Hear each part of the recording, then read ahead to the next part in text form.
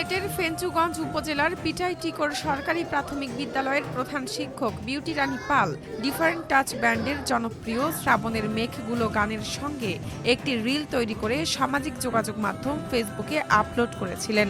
পরে একটি Facebook page থেকে নেতিবাচক তথ্য যুক্ত করে ভিডিওটি ছড়িয়ে দেওয়া হয়। এরপর থেকেই শুরু হয় ট্রল।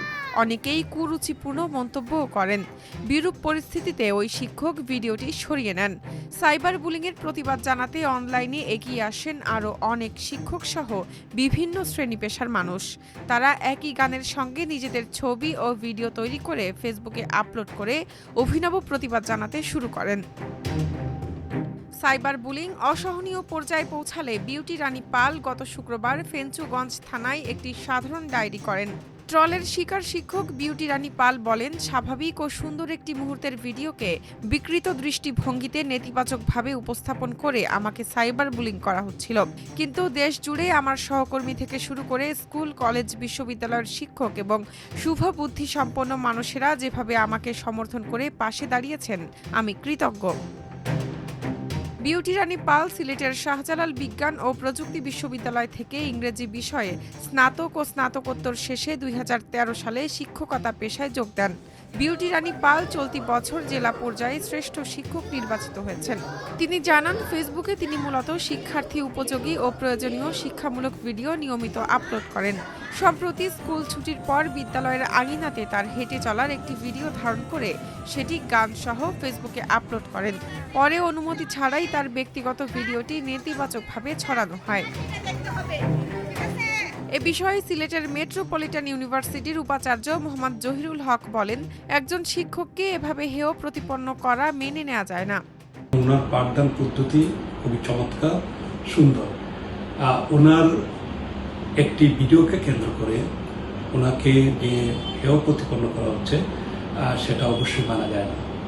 এবং আমি যতটুকু দেখেছি সেই ভিডিওটা, এখানে অন্যায় কোনো কিছু দেখি নাই। সরকারি প্রাথমিক বিদ্যালয়ের প্রধান শিক্ষক সমিতি সিলেট জেলার জ্যেষ্ঠ সহসভাপতি সঞ্জয় কুমার নাথ বলেন, বিউটি পাল একজন ভালো শিক্ষক, তার পাশে সবার দাঁড়ানো উচিত।